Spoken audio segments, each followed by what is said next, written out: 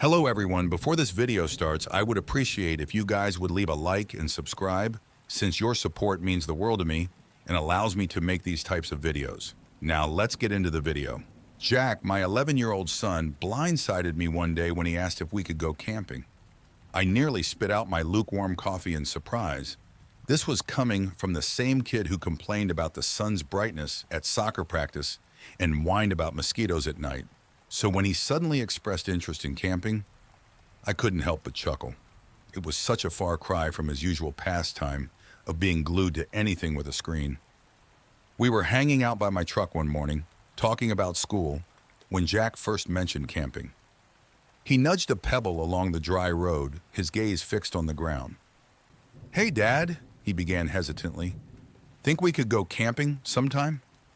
I couldn't help but grin from ear to ear. Apparently, Jack's friend Denver had been endlessly bragging about a camping trip he went on with his dad, making the great outdoors suddenly irresistible to my screen-obsessed son. "Camping, huh?" I said, trying to contain my excitement. "Sounds great. But you know, it's not all fireflies and s'mores. There's bugs for one thing. Lots of them." Jack grimaced, his enthusiasm briefly dimming. "Yeah, I know," he mumbled, kicking at the dirt with his sneakers. I gave him a playful nudge. "If the weather holds, maybe we can just find a good spot by the lake next weekend. Just you and me. You up for it?" "Yeah," Jack said, a hint of uncertainty in his voice. His response to the lake idea didn't seem genuine. A subtle shrug and a glimmer of disappointment in his eyes revealed his desire for a more immersive experience, one that involved tents, campfires, and a genuine escape into nature. Merely visiting the lake wouldn't cut it. Only a true camping trip would satisfy him. Truth be told, I hadn't been camping in years. Fond memories of childhood fishing trips and backyard campouts with my own dad felt like a lifetime ago. Work had a way of taking over, and lately it had been consuming more than its fair share. But after listening to Jack's retelling of Denver's camping trip story, it had stirred something in me, a friendly rivalry. I was suddenly determined to one-up Denver and his dad to make sure my boy had the camping trip of a lifetime. A grin spread wide across my face as I promised Jack, "Yeah, you know what, Jack? We're going to go camping, and it's going to be the best camping trip ever. As soon as I can take a break from work, we'll go." Jack's excitement was contagious. He jumped up and down with joy, and I couldn't help but laugh. It hit me then that I probably should have introduced him to camping sooner. "Thank you, Dad," he shouted, his voice ringing with gratitude. "Thank you, Dad. Thank you." I gently placed a hand on his shoulder. "All right, champ, let's simmer down a bit," I chuckled. "Head inside and get started on your homework. We don't want Mom holding this over our heads," I added with a wink. Jack nodded eagerly and practically skipped into the house, leaving me with a warm sense of fatherly pride. The weeks flew by, and I finally managed to snag some time off work. In the evenings, I'd pore over articles and videos on wilderness survival and the delicate art of s'more making. My childhood camping memories were more fuzzy nostalgia than concrete know-how, and I couldn't let my lack of experience show. Not in front of Jack, and certainly not in front of that Denver. Meanwhile, my ever-supportive wife, Sarah, decided to forgo the mosquitoes and campfire smoke for the comfort of our home. She said it was girl time, with a good book and a long bath, but I couldn't help but sense a hint of amusement in her eyes. "Traitor," I jokingly teased, reminding her of our grand mission to outshine Denver in his dad's camping trip. She'd just laugh and say, "Go conquer the wilderness, honey. I'll be here holding down the fort." It was true that Sarah wasn't exactly an outdoors enthusiast. She enjoyed a leisurely stroll in the park, but multi-day camping trips weren't her cup of tea. Still, I knew she secretly loved seeing Jack and me bond. And deep down, I hoped this man versus wild adventure might reignite my own forgotten love for the outdoors. My mission? Mastering the art of building a fire that wouldn't leave us all choking on smoke, identifying constellations for Jack, hoping I wouldn't mix up Orion with the Big Dipper, and maybe even catching a fish or two, although based on my past fishing experiences, that might be the biggest challenge of all. It was time to put my crash course in wilderness survival to the test and create an unforgettable camping trip for Jack, one that even Denver and his dad couldn't top. At last, the weekend we'd been waiting for arrived. That Friday, as I picked Jack up from school. Excitement buzzed through the car as we pulled into the driveway. The moment we stepped through the front door, Jack's eyes widened in amazement at the sight of the camping gear I had meticulously, or so I thought, laid out for him like a treasure trove for an intrepid explorer. The living room had transformed into a chaotic staging ground for our trip. A giant green tent bag rested at his feet, while two mismatched sleeping bags, one a vivid orange, the other in subdued camouflage, leaned precariously against the table. Beside two overstuffed backpacks, I'd proudly displayed a bounty of rations, mostly marshmallows, chocolate bars, and enough instant ramen to feed a small army. "Ready to conquer the wild with me?" I asked. Jack didn't disappoint. His eyes sparkled with an unspoken thrill that seemed to shout, "I can't wait to tell Denver I went camping too." With the car packed to the brim and threatening to keel over at any sharp turn, Sarah pulled me aside just before we left. Her usually bright and playful eyes held a seriousness that cut through my usual humor. "Please, be careful out there," she said, her voice tinged with worry. I knew this wasn't the moment for jokes. Squeezing her hand, I gave her a reassuring nod. "We'll be fine," I promised, hoping my confident smile would hide any lingering anxieties about my own lack of camping expertise. Jack and I settled into the car, the engine rumbling with the promise of adventure. Determined to make Denver and his dad's Crystal Lake camping trip look like a backyard picnic, I'd scoured maps and forums for the perfect spot. Jack had mentioned that Denver and his father had gone camping at the Crystal Lake campgrounds, conveniently close to our town. "Crystal Lake?" I teased, as if it were the last place any self-respecting outdoorsman would pitch a tent. "We're going somewhere way better," I added with a wink. Our destination was Whisperwood Forest, a hidden camping ground 3 hours north. As the miles stretched before us, Jack peppered me with questions, his enthusiasm keeping the energy high. "Are there bears in Whisperwood?" he asked, eyes wide with a mix of fear and excitement. "Maybe," I replied, trying to sound nonchalant, though a flicker of unease ran through me. The forums did mention some black bear sightings. But that's why we have all this camping gear, right? To be prepared for anything. Jack's questions range from the practical, "Will there be a bathroom?" to the fantastical, "Do you think we'll see Bigfoot?" By the time the landscape outside our window blurred into a patchwork of greens and browns, his voice had grown hoarse, and a peaceful silence settled over the car. We veered off the main road, following the rhythm of a narrow dirt path snaking through the dense forest. Sunlight struggled to penetrate the thick canopy overhead, casting long, dancing shadows on the dusty track. The air hung heavy with the earthy scent of damp moss and decaying leaves, punctuated by the occasional chirp of an unseen bird. With every bend and dip, the car swayed alongside us, its tires crunching on loose gravel.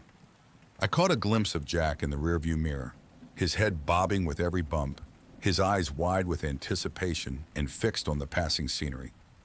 After about 20 minutes, we emerged into a small clearing, the sudden brightness of unfiltered sunlight momentarily blinding me. As my eyes adjusted, I took in the scene. The clearing was modest in size, about the size of a tennis court. In its center stood a gnarled oak, its branches reaching out like skeletal arms. An eerie silence enveloped the area, interrupted only by the rustle of leaves in the still air. I brought the car to a gentle stop, the engine sighing softly as it died. Jack's eyes sparkled with anticipation as he looked over at me. "Ready?" I asked, my voice echoing in the sudden stillness. His nod was eager and swift. As I stepped out, my joints popped like distant firecrackers. I retrieved our backpacks from the trunk and hoisted the tent onto my shoulder, its weight familiar and grounding. I let Jack take the lead as we scouted for a camping spot. I knew it was important for him to feel like the captain of our adventure, the leader of our expedition. Watching his determined strides and furrowed brow as he surveyed the land like a seasoned explorer was hilarious. Eventually, we found a suitable spot, or rather my son did, tucked away from the car and hidden by thick underbrush. Sunlight danced through the leaves, casting dappled patterns on a carpet of moss and ferns. Nearby, a crystal-clear stream burbled, its melody harmonizing with the chirping symphony of unseen insects. It was a secluded paradise, the perfect refuge for me and my son, nestled away from the world within the forest's embrace. With a proud grin, Jack declared our campsite found. While he scampered off to explore the nearby stream, I tackled the seemingly straightforward task of pitching the tent. However, the instructions were akin to cryptic hieroglyphs, filled with diagrams resembling abstract art and terminology that would challenge even a seasoned scholar. 20 minutes later, after much head-scratching and muttered curses, the tent stood, albeit with a noticeable lean to one side. "Behold," I announced, trying to hide the beads of sweat gathering on my forehead. Jack, ever the diplomat, simply grinned. "Coolest tent ever, Dad." As we unrolled our sleeping bags inside the tent, I sent Jack on a mission to gather sticks for our fire. He scampered off into the undergrowth while I patrolled the edge of the woods, collecting stray logs to bolster our firewood stash. Out of the corner of my eye, I thought I saw a figure peeking from behind a tree, but dismissed it as a trick of the fading light. Igniting a fire, often portrayed in movies with a single dramatic swipe of a flint, turned into a comedic ballet of fumbled matches and stubborn kindling. My attempts at channeling my inner caveman were met with sputtering defiance from the damp sticks. After 20 minutes of frustration, I surrendered to the ease of modern technology and pulled a lighter from my backpack. As if sensing my defeat, the fire roared to life with a satisfying crackle. I called Jack back, and together we roasted marshmallows under the shifting hues of the evening sky.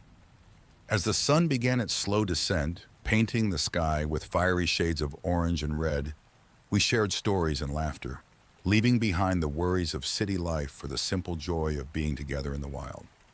As the clock neared 9 p.m., exhaustion settled over us like a warm blanket. Jack, his eyelids drooping like weighted curtains, readily agreed it was bedtime. I subdued the fire with a few nudges from my boot, but instead of fading completely, the embers seemed to pulse with an unnatural inner light, casting dancing shadows across the forest floor. The usual nighttime sounds of crickets and rustling leaves took on an unsettling tone. A distant howl pierced the silence, long and mournful, similar to an owl's call, yet somehow different from any I'd heard before. A chill ran down my spine, prompting me to pull Jack closer and tuck him snugly into his sleeping bag. "Just an owl, champ," I reassured him, trying to sound confident despite my unease. My voice echoed strangely inside the tent, adding to the eerie atmosphere, but Jack, already drifting off to sleep, remained unfazed. Before I knew it, my eyes had closed and I drifted off. It felt like no time had passed before a soft nudge at my shoulder stirred me awake. Squinting in the dark, I made out Jack sitting bolt upright, looking at me. "What's wrong?" I mumbled, my voice heavy with sleep. "Shh," he whispered, his voice trembling. "There's something outside." Half asleep, I assured him it was probably just a squirrel or a similar creature, and encouraged him to try and sleep. I turned onto my side, seeking the comforting embrace of sleep once more. But before it could claim me again, I heard it. A sequence of sounds distinct from the forest's usual symphony. Footsteps, deliberate and measured footsteps, circled our tent. These weren't the light steps of a deer or the clumsy thudding of a bear. There was no natural rhythm to them, no telltale snap of a twig. They were silent, calculated movements. 2 steps, a pause, 2 more steps, a pause, as if whatever lurked outside was deliberately trying to be quiet. 2 minutes stretched into an eternity before the pattern resumed. 2 deliberate steps, a pause, and then 2 more steps. Wiping the sleep from my eyes, I propped myself up. A glance at Jack confirmed he was still awake, his eyes wide with terror. In a hushed tone, I promised to investigate. He gave a small nod, and with a deep breath, I inched forward, my hand trembling as I unzipped the tent just a crack. Peering through the gap, I found the darkness outside impenetrable, the only light source being the faint embers of our extinguished campfire. Squinting, I strained to see beyond the flickering red glow. For a heart-stopping moment, I thought I saw a figure near the tree line, a subtle shift in the shadows that seemed to move on silent feet. But it vanished as quickly as it appeared, leaving me questioning my tired sanity.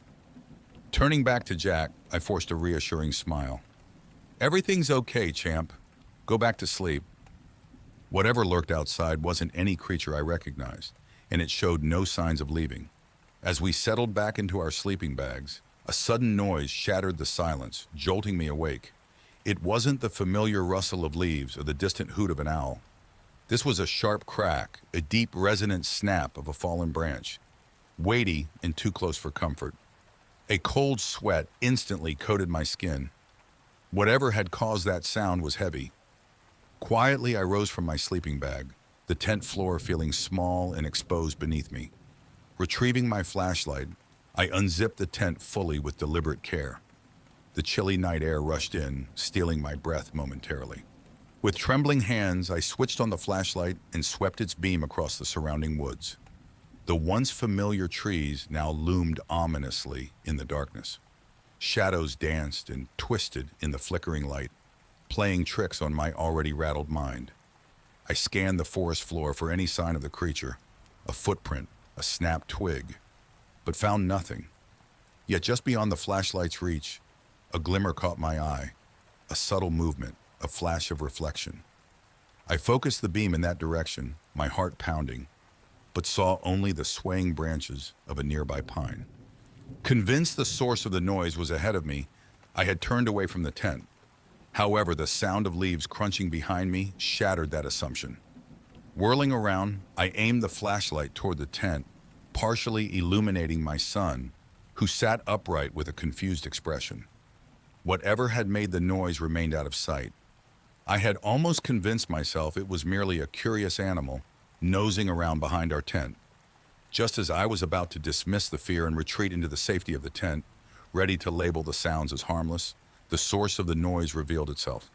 A moment that stretched my sanity thin. It stood up from behind the opposite end of the tent, where it had been hiding. It? Or me?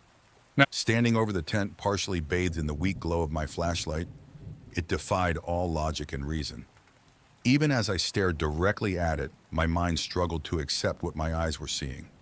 It wasn't an animal, as I had initially assumed. It was me. I found myself locked in a gaze with myself. It had my face, but it wasn't me. Its limbs extended from misaligned joints at the shoulders, longer and more spindly than mine. Though humanoid in shape, its proportions were wrong, its limbs extending at unnatural angles. Clad in tattered clothes akin to my camping attire, its body seemed like a grotesque mirror image of my own. The most unsettling part was its face. It mirrored mine in almost every detail, save for the eyes, voids of absolute blackness in place of my familiar brown eyes. When caught in the beam of my flashlight, those eyes revealed twin specks of light within the darkness, staring back at me with an unnerving intensity. A single glance revealed its formidable strength, far surpassing my own.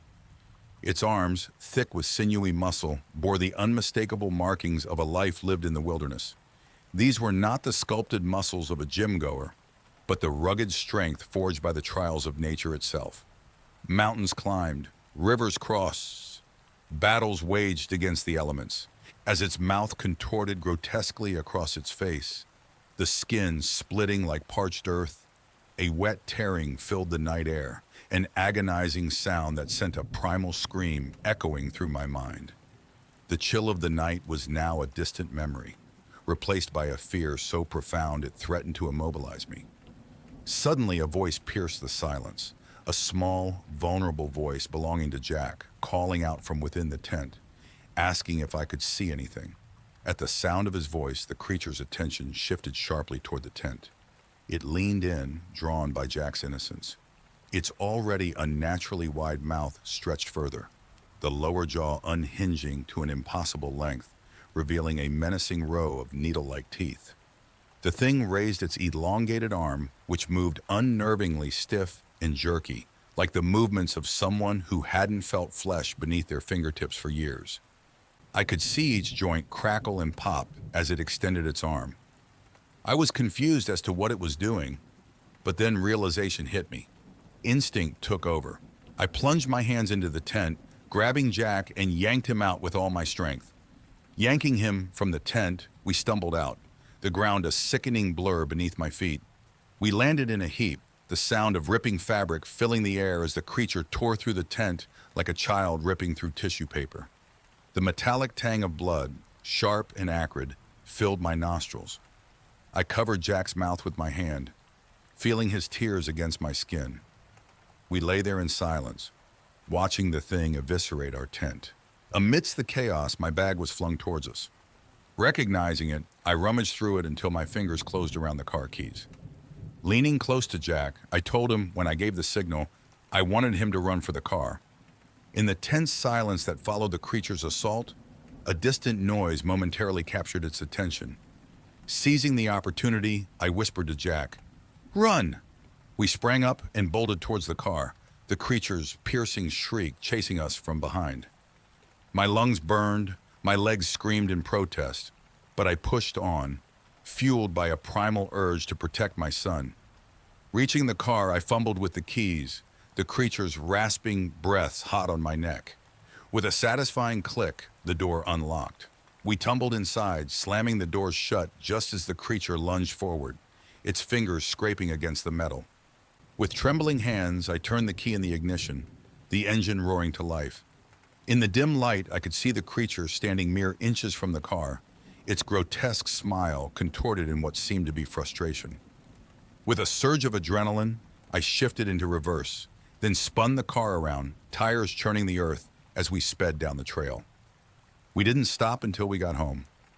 Throughout the drive, Jack remained silent, his soft sobs a stark contrast to my own stifled emotions. That night marked the end of our camping trips. It doesn't look like I'll be beating Denver and his dad's camping trip anytime soon. Thank you for watching the video fully. Please hit the like and subscribe button, since I could not make these videos without your support, and it means the world to me.